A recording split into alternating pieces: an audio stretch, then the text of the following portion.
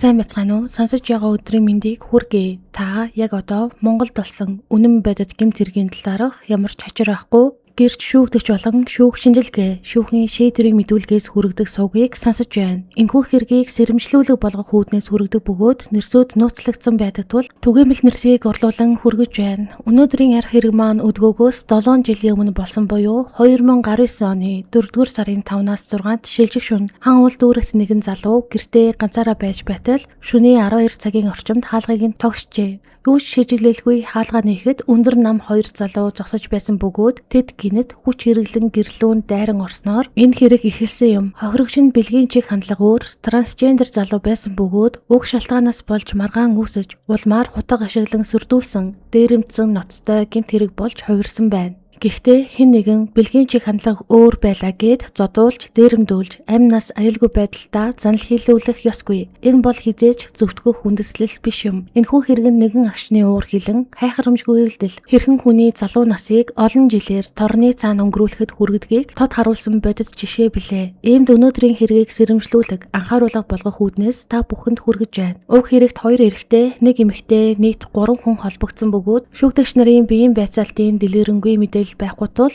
бид үйл явдлыг хохирогчийн мэдүүлэх тулгуурлан тухайн шөнө яг юу болсон талаар дараалан өгүүлэх болно. Энэхүү хэргийг сонсоод та бүхэн авах гээхийн ухаанаар өөрсдийн оюун бодолтой шүүж тунгаан үзье. Ингээд шууд хэрэгтэй орцгоё. Хохирогч хэрэг явдал болсон талаар тайлбар мэдүүлэхдээ 2019 оны 4-р сарын 5-ны шөнө 23 цаг 30 минутын орчимд гэрийнхэн хаалгыг тогших чимээ гарч хаалгаа тайлахад 2 эрэгтэй хүн зогсож байсан байна. Тэдний нэг нь түүнийг түлхэн гэрт нь орж ирж, нөгөө нь араас нь орж ирээд хаалгыг нь дотроос нь түгжжээ. Өндөр нуруутай эрэгтэй өөрийгөө сек гэж танилцуулж хохирогчийг бүдүүлгээр хил амаар доромжилсон бөгөөд гал тогооноос бор ирштэй хутга авсан байна. Харин намхан нуруутай эрэгтэй угаалгын машин дээр байсан цаасны хутгийг авчээ. Уг үед тэд хохирогчийг айлган сүрдүүлж садар самуу шинжтэй үг хэлж хүч хэрэглэн занал хийлсэн байна. Мөн өөрийн биетэй байсан шарх сорвийг үзүүлж өмнө нь хутгалуулж байсан тухай ярьжээ. Удалгүй 3 дахь этгээд болох эмэгтэй хүн гэрт орж ирсэн бөгөөд хохирогч уг мөчийг ашиглан зүхтаахыг оролдоход хаалгаар гарах үедээ зүүн хөлөө хавчуулж үснээс нь татаж унгаан хүч хэрэглэсэн. Үүний дараа өндөр нуруутай гих сек гар утсаараа бичлэг хийж дахиж тааралдвал ална хэмээн занал хийлж мөг нэгэхэд хохирогч пальтооны халааснасаа 50,000 төгрөг өгсөн байна. Мөн гэртээ өмсөж байсан халаадны халаасанд байсан гар утсыг эмэгтэй этгээд авч явжээ. Хэсэг хугацааны дараа хохирогч гадагш гарч ойролцоо явж байсан иргэний утсыг ашиглан 102 дугаарт дуудлага өгсөн байна. Хохирогчийн зүүн хөл хавцсан, зулгарсан, толгоон хэсгээр үс халзарсан байсан ба 2019 оны 4-р сарын 15-нд эмчилгээний үзлэгт орсон. Алдсан гар утсаа хүлээн авсан тул гомдолгүй гэж цагдаа нарт мэдүүлсэн. Өндөр нуруутай өөрийгөө сек гэх залуу нь 25-аас 30 орчим насны 178-аас 180 см-ийн өндөртэй, туранхай, шар царайтай, шанааны яс товгор, духны баруун хэсэгтээ зулгарсан шархтай, онгор нүдтэй, хөдөөний юм шиг ярьдаг, 2 гарны дээд хэсэгт шивэстэй, цээжиндээ 4-5 см хурц ирмэгтэй зүйлийн хуучин сорвтой, баруун хөхний доод хэсэгт шинэ шархтай. Тухайн өдөр хар өнгийн сарвчтай малгай, богино савхин күртэг, юудэнтэй носон цамц, бэлтгэлийн өмдтэй цагаан өнгийн пүүцтэй байсан. Харин намхан нуруутай залуу буюу ганаа нь бор өнгийн царайтай, 25-аас 30 орчим насны 165 см өндөр нуруутай, туранхай, хөх өнгийн нэмгэн күртэгтэй, хар өнгийн бэлтгэлийн өмдтэй байсан. Эмэгтэй нь буюу цэцгээ мөн 25-аас 30 орчим насны 160-аас 165 см орчим өндөртэй, махлаг биетэй, бор шаргал өнгийн урт үстэй, хар өнгийн хувцастай байсан хэмээн хохирогч дүрслэн хэлсэн. Мөн 2 эрэгтэйгээс арх үнэртэж байсан ба хаалганд хөлөө хавчуулсны улмаас хохирогчийн зүүн хөлний орчим зулгарч хавцсан. Толгоон үсний хэсэг духны дээд талд үс халзарч унсан. Өөр гэмтэл шарах байхгүй байсан байна. Энэ хэргийг үйлдсэн залуу болох сек нь 2019 оны 4-р сарын 5-наас 6-нд шилжих шөнө Жуковд жошид буудалд найзтайгаа архиуж байхдаа интернет сайтад байршуулсан бүхнийг хийн анал трансгендер гэсэн зарын дагуу холбогдсон гэжээ. Утасдаж үйлчилгээний талаар асуухад 1 цагийн 160,000 төгрөгийн үнэтэй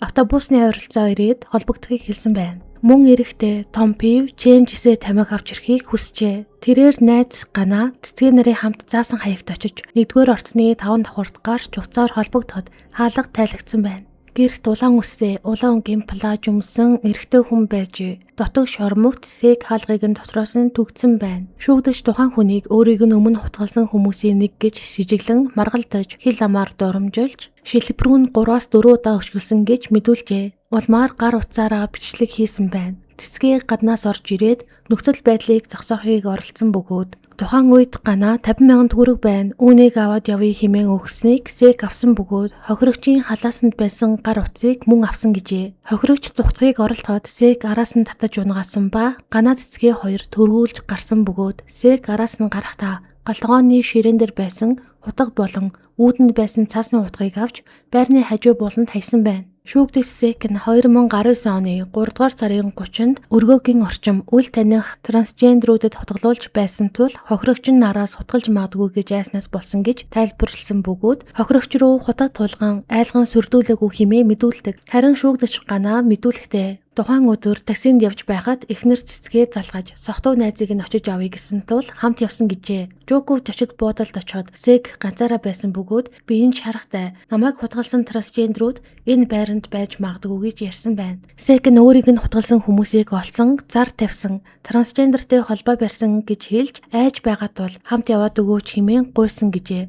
Тэгэхэд нь шүүгдэж Гана зөвшөөрсөн ба тэд байрлал очиход Сэг төрүүлж орж Гана араас нь орж үүдэн зогссон байна. Байранд улаан үстэй, улаан плажтай эрэгтэй хүн байсан бөгөөд улаан хөшиг лаа асаасан эротик ай явж байсан хэмээн хэлсэн. Хохирогч зүгтгийг орлоход Сэг үснээс нь татаж авсан ба цэцгээ уурлан гарсан. Гана эхнэрийнхээ араас гарч орцонд маргалдаж байх үед Сэг гартаа цаасны утга барьсан байдалтай гарч ирсэн хэмээн хэлдэг. Сэг араас нь хутгалж магадгүй гэж бодоод авсан хэмээн хэлсэн бөгөөд гадаа байрны буланд хутгаа шийдсэн хэмээн мэдүүлэгтээ өгсөн. Үүний дараа тэд гурвал явсан бөгөөд уг хэрэг явдлын талаар шүүгдэгч цэцгээ өөрийн тайлбар мэдүүлэхдээ тухайн хэрэг явдал болдог өдөр Сэг өөрлөн залгаж хутгалуулсан биеийг өвдөж байна гэж хэлсэн тул нөхөр Ганатай хамт очсон. Жоков зочид буудалд очиход Сэг трансгендерүүдэд зодуулж хутгалуулсан тухай ярьж архи авч өгөхийг хүссэн гэжээ. Сэг намайг хутгалсан хүнийг олсон, зар тавьсан трансгендертэй 2 цаг орчим чагласан гэж хэлсэн. Тийшээ хүргэж өгөхийг хүссэн. Тэд хамт явж загсан зүйлийг нь авсан бөгөөд Сэг намайг танина чи хаалга онгойлгуулад өг гэж хэлсэн. Сэг Гана хоёроор ч удгаар нь санаа зовоод араас нь орж 4 давхарт очиход хашгираа сонсогдож хаалга онгорхоо байсан. Дотогш ороход хохирогч гүйж ирэхэд Сэг үснээс нь татаж намайг Сэг гэдэг хэмээн орилж байсан байна. Цэцгээ нөхрөө дагуулад гарч орцонд байхад Сэг гартаа цаасны хутгатай гарч ирж эднэр араас хутгалдаг гэж хэлээд хутгаа байрны буланд шидсэн. Үүний дараа Сэгийг гэмтэлгийн ойролцоо автобусны буудлын дээр буулгаж өгсөн хэмээн мэдүүлэх дурдсан байна. Хохирогч болон шүүгдэгч нар тухайн болсон явдлыг өөрийн мэдүүлгийг цагдаа шүүхийн байгууллагт өгсөн. Хэрэг болсон газарт шүүхийн үзлэг явуулахад дараах эд зүйлсээс гарын мөрөө дэлгэрч баримтаар бэхжүүлэгдсэн. Үүнд зурагтны цорын бариулаас нэг ширхэг гарын мөр, өсгөгчний гол хэсгээс 2 ширхэг гарын мөр, Huawei P20 гар утасны цагаан хайрцагнаас 2 ширхэг гарын мөр, 15-ыг хүрчэн 25 см-ийн хэмжээтэй толноос 2 ширхэг гарын мөр, ингэснээр нийтдээ 7 ширхэг гарын мөр илрүүлж тэдгээрийг 1-7 гэж дугаарлан баримтаар бэхжүүлэн авсан. Илэрсэн гарын мөрүүдэд шинжилгээ хийж сэжигтнүүдийн гарын хээтэй харьцуулан үзэхэд номер 3 дугаартай гарын мөр нь толны дээд хэсэгт наасан тунгалаг наалдамхай туузан дээр илэрсэн гарын мөр байсан бөгөөд шинжээчийн дүгнэлтээр уг гарын мөр нь Сэгийн баруун гарын эрхийн хурууны хээтэй бүрэн таарч байна гэж тогтоогдсон. Энэхүү дүгнэлт нь Гана Сэгнэр хэрэг болсон газарт бодитоогоор хүрэлцэн ирж тухайн эд зүйлстэй шууд харьцсан болохыг нотлох объектив нотлох баримт гэж үзэх үндэслэл болсон. Энэ нь Гана Сэг хэргийн газарт байсан нь нотлогдож байгаа гэсэн үг юм. Шүүх хохирогчийн гар утсыг Сэгээс хураан авсан бөгөөд уг гар утсыг эд хөрөнгийн үнэлгээгээр 750,000 төгрөг гэж тогтоосон. Эдгээр нотлох баримтууд тухайлбал хохирогчийн мэдүүлэг, шүүгдэгч нарын мэдүүлгүүд, хэрэг болсон газрын үзлэг, гарын мөрийн шинжилгээ, эд хөрөнгийн үнэлгээ зэрэг нь шүүхэд нотлохой болж гэмт этгээдүүдийг гин буруутайд тооцоход ашиглагдсан. Шүүхээс шүүгдэгч цэцгээ Гана Сэг нарыг бүлэглэн бусдын эд хөрөнгийг хүч хэрэглэхээр занал хийлж буюу хүч хэрэглэн зэвсэг болгон зэвсгийн чанартай зүйл хэрэглэж дээрэмдэх гэмт хэрэг үйлцэн гэж гин буруутайд тооцсон. Эрүүгийн хуулийн ерөнхий ангийн 3-ын 7 дугаар зүйлийн 1 дэх хэсэг, тусгай ангийн 17-гийн 2 дугаар зүйлийн 3 дахь хэсгийн 3-ны 2-т тус засныг журамлан Шүүгдэх цэцгийг Ганаанарт 6 жилийн хорихяал, шүүгдэс цэцгээд 5 жилийн хорихяалыг тус тус оногдуулсан. Шүүгдэх цэцэг Ганаанар нь тухайн идэлх 6 жилийн ялаа хаалттай хорих ангид идэлхээр болсон. Харин шүүгдэс цэцгийн ялаа нээлттэй хорих ангид идэлхээр болсон байна. Шүүгдэх цэцэг нь өмнө нь өөр гэмт хэрэгт ял идэлж байсан бөгөөд уг ялаа бүрэн идэлээгүй байсан тул өмнөх ялын 9 сар 2 хоногийг нэмж нийтдээ 6 жил 9 сар 2 хоногийн хорихяалыг идэлхээр шүүх шийдвэрлэжээ. Шүүгдэх цэцгийн насан туршаагүй хүүхдтэй тул хүүхдийн асрамжийн асуудлыг хуульд заасны дагуу харьяа дүүргийн засаг даргад хандаж шийдвэрлүүлэх хэрэгтэй болохыг шүүх тайлбарласан байна. Уг хэрэгтэй холбогдуулан эд мөрийн баримтаар хураасан эд зүйл байхгүй, битүүмжилсэн эд хөрөнгө байхгүй, иргэний бичиг баримт шүүхэд ирээгүй болохыг мөн шүүхийн шийтгэх тогтоолд дурджээ. Шийтгэх тогтоолыг шүүх танилцуулж уншсанаар хүчин төгөлдөр болсон бөгөөд шүүгдэгч нар болон тэдний өмгөөлөгч, хохирогч нь уг шийдвэрийг гардаж авснаас 14 хоногийн дотор давж заалдах хэрэгтэй. Прокурор мөн адил эсэргүүцэл гаргах эрхтэй гэж тайлбарласан байна. Шүүгдэгч нар давж заалсан боловч анхан шатны шүүхийн ялыг хэвээр үлдээж, шийдвэрийг түтгэлзүүлэлгүй хүчин төгөлдөр үлдээжээ. Монгол улсын шүүхийн шийдвэрт уг хэрэгтэй холбоотой дэлгэрэнгүй мэдээлэл хязгаарлагдмал байсан тул би агуулгыг товчлон хохирогч болон шүүгдэгчдийн мэдүүлгийг зөвлөрүүлэн найруулж та бүхэнд хүргэж байна. Мэдүүлгүүдийг их хуваар нь бүрэн үг үсэг алдалгүй дамжуулбал зүй бус доромжлол хараалын үгс олноор агуулгдсан тул олон нийтэд түгээх нь ёс зүйн хувьд тохиромжгүй хэмээн үзлээ.